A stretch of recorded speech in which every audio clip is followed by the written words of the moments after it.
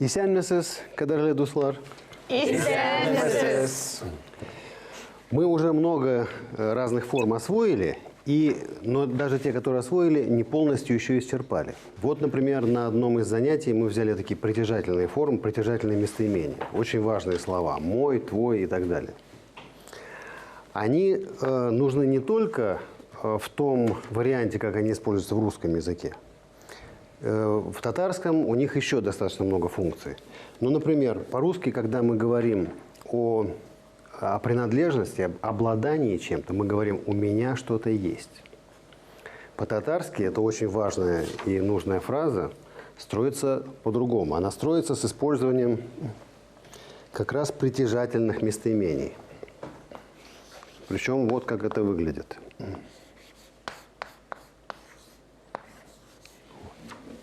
Минем это мой, да?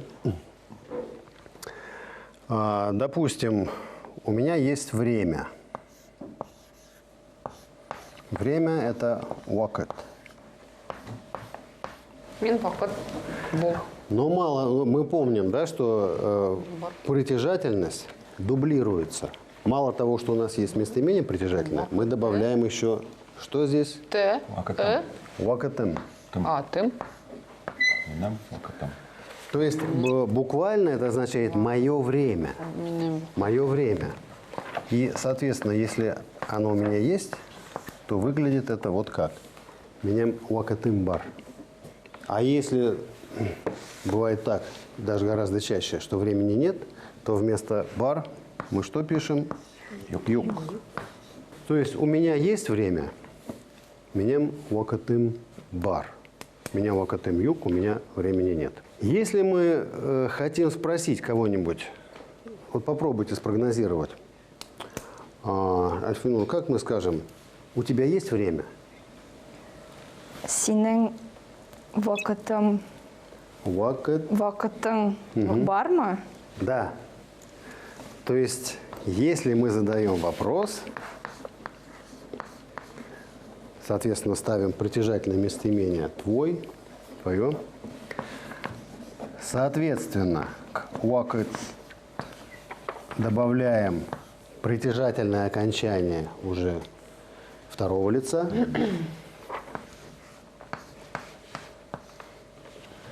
Бар. И добавляем, причем слитно в написании, вопросительную частицу «ма».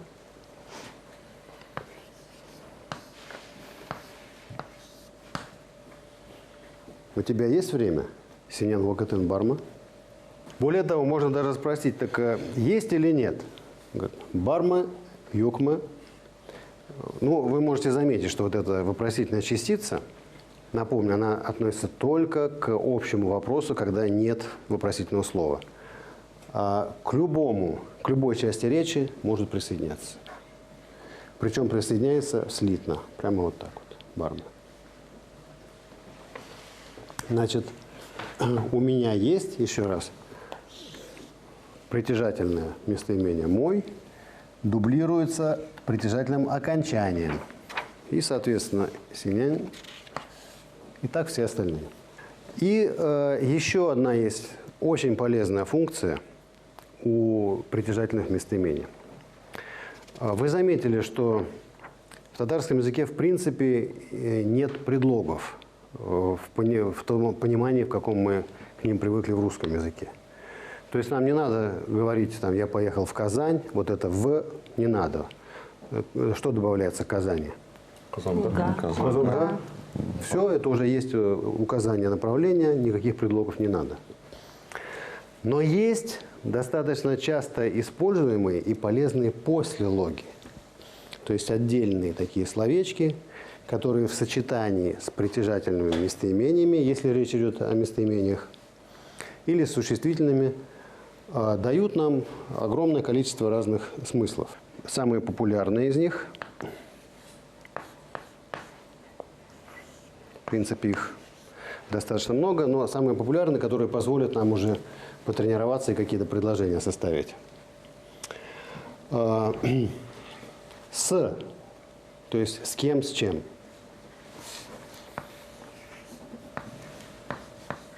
Белян. Меня белян со мной. С тобой как будет? Сине белен. С ним. Он, блин. Анна белен. Как сказать, Сергей? Я пойду с ней. Min annen белен киноға Кинога, например, да. Барам. барам. И все вместе красиво и гладко. Сразу Мен annen белен киноға барам. Дело в том, что когда мы подключаем воображение, просто картинка начинает работать, то и мы достаточно четко представляем, как строится фраза, это ускоряет процесс вот таких создания вот этих многочисленных комбинаций, многочисленных структур, и легче нам начинать говорить. Значит, белян – это с кем? Со мной, с тобой и так далее, со всеми. Причем это относится ко всем притяжательным местоимениям. Какие они? Мой – это меня, твой, Синен. его, ее, Анен.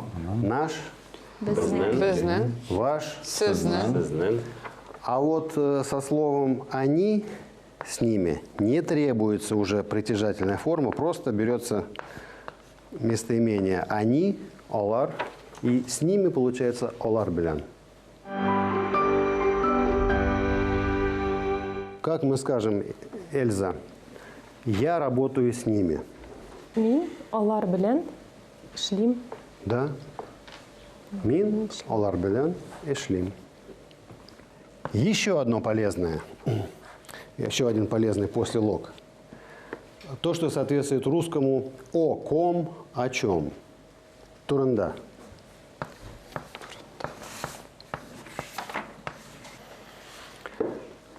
О ком, о чем? Опять-таки используем притяжательное местоимение.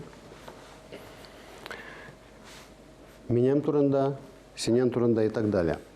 А если речь идет не о притяжательном местоимении, а о любом другом слове, существительное, там, имя собственное, то без какого-либо окончания, например, о Казани. Казан турында. Казан туранда, о Казани. А если обо мне, то есть менем турында, да? Миням туранда. А почему казан тогда без... А это относится только к личным местоимениям. Я, ты, он, она. К существительным это правило не относится. Это только к То личным есть местоимениям. сул турында, да? Да, то есть мы не можем сказать мин туранда. Здесь надо будет сказать миням туранда. Но все остальное, существительные, имена собственные, уже не требуют туранда. Вот. И третий из таких очень важных послелогов – это то, что соответствует русскому «для». Öşen. Опять-таки используется притяжательное местоимение. Меня мышен, для меня, без ненушен и так далее. Притяжательная форма местоимения и это послелог. И опять-таки, если речь идет о существительном или имени собственном, этого не требуется, не нужно. Вот, мы попробуем составлять такие более развернутые предложения. Ну вот, например, глагол разговаривать, говорить. Мин söyleşem.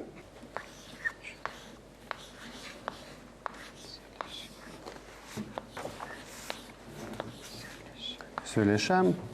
Ну, он спрягается так же, как kötem, körem, то есть вы знаете эту форму. Как сказать, например, Дэвид, я говорю с тобой о ней. Min, И уже знаем, что говорю будет в самом конце. min, С тобой. sina, sengar, Синен sinen, белен. min, sinen, belen, О ней. Притяжательное от она. u, Онен. Онен. Ул это она. А если форма притяжательная, то онен. турында. Говорю. Слышим. А теперь все это свяжем вместе и плавно, красиво, ритмично скажем. Min sineng belen anon turunda solution.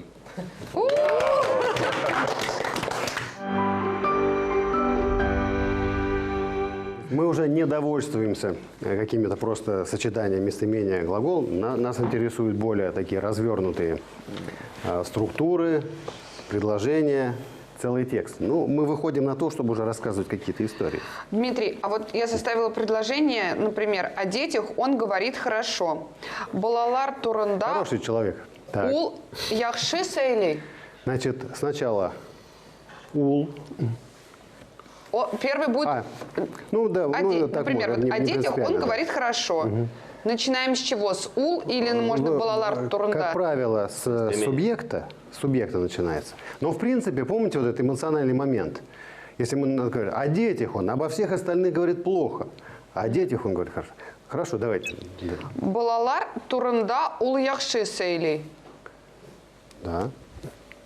Да, то есть бола – это ребенок, соответственно, множественное число дети – балалар. О детях – балалар турында, яхши. И только, ну, если разговаривает, то сөйлеша. Сөйлим – это я говорю, в смысле, я вам что-то сообщаю. Нет, а если сөйлеша, разговариваю, он говорит, да? Да, если я разговариваю, то есть в процессе, то сөйлешам.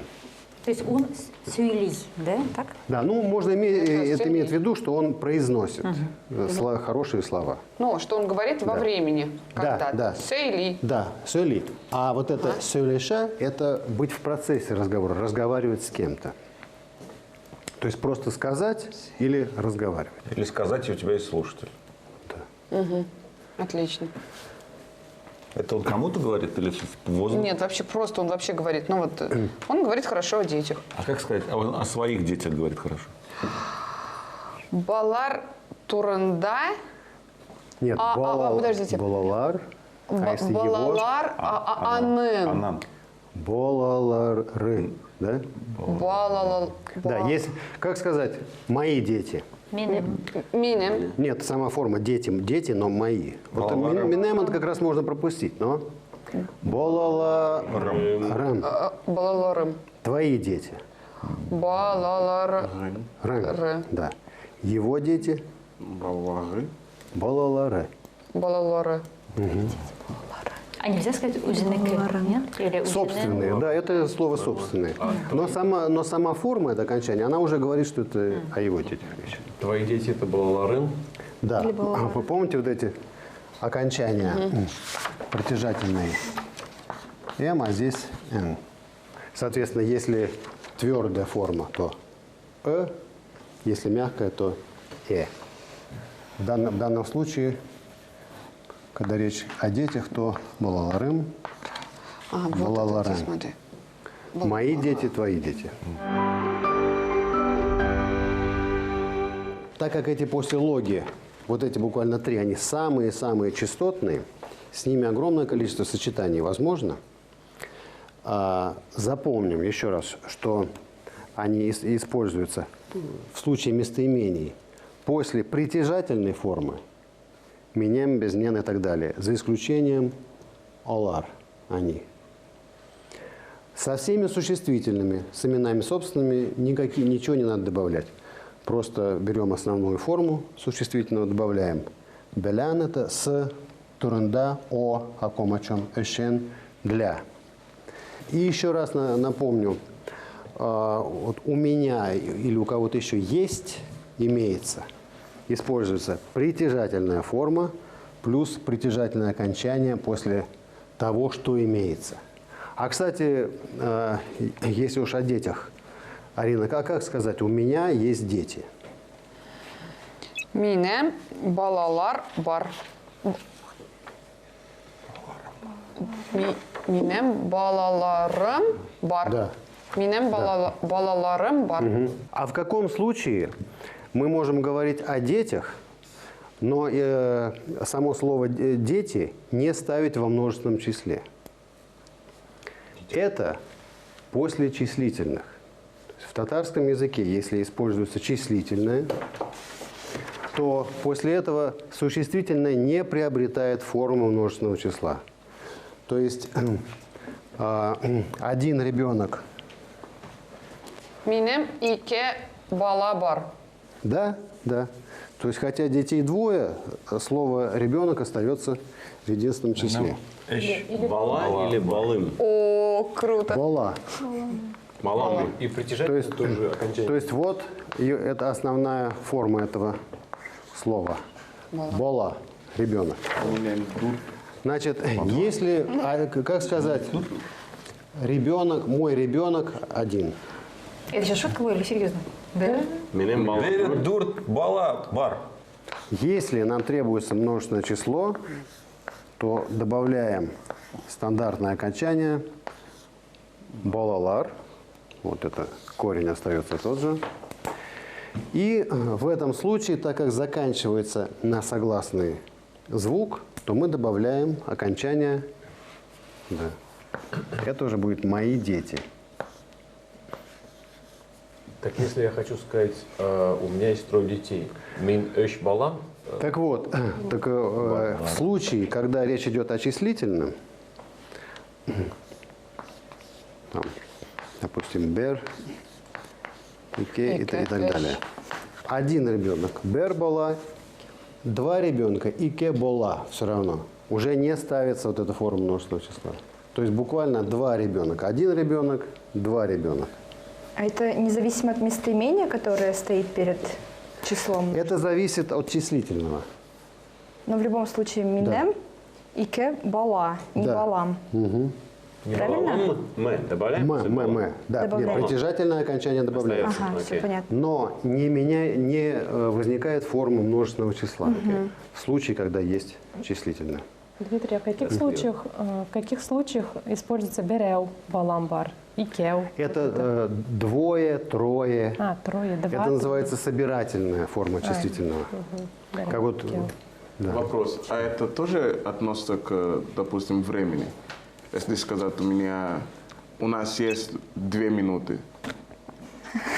Да, значит, мои 2 минуты есть. Окей. Буквально, если. Слово, которое нам еще понадобится, для того, чтобы мы формировали как можно больше всяких комбинаций, это слово, указательное местоимение «это». Это «бу», его основная форма. То есть, как мы спросим, это кто? Букем. Да. А это что? Бунерсе. Да. «Бу» имеет разные формы в разных падежах. Вы слышали, разумеется, такое слово, как «монда». Здесь. Здесь или сюда, да. Это на самом деле производная от местоимения «бу». Тегенде. Да. Да, но это тот, но именно слово «бу», указательное «это», в других падежных формах преобразуется и появляется вот такое сочетание «мон». Если нам требуется такую фразу создать, словосочетание «для этого» или «об этом», то форма притяжательная, соответствующая притяжательным местоимениям «минем», «синем» и так далее. Вот каким образом выглядит в случае «бу». «Монен». То есть «монен ошен» для этого, «монен турунда» об этом, «монен белен» с этим. То есть слово «бу» – это основное, это основной падеж, именительный падеж, основная форма этого слова. Его притяжательная форма выглядит вот таким образом. А форма винительного падежа выглядит вот так. То есть, если мы хотим сказать, например, «я вижу это», как мы скажем? «Я это вижу». Как будет видеть. Мин, мон. Винительное, ну, Видеть как бы. Күрем. Кюрем, кюресин. Мин, я, это... Мин, маны, кюре, крем. Кюрем, да, совершенно верно. Монин или монин? Это винительное, как аккузатив, да, объект. Я вижу что. А это притяжательная форма, которая нам требуется для образования словосочетаний с послелогами. Очень популярные вот эти словосочетания с такими послелогами и очень популярно, то есть гораздо шире диапазон использования притяжательных местоимений в татарском языке по сравнению с русским. Сейчас они сюда придут. Хазар алар манда килелар. Келелер. Килелер. Мягкое, да. Килелер. Ну да. А если он? А если Хазар ул манда киле. То есть, Келе, да. значит, она кюре. А если бы был Рахмет. твердый бок, это был курим. На этом наше занятие заканчивается. Сау булыгыз. Сау булыгыз.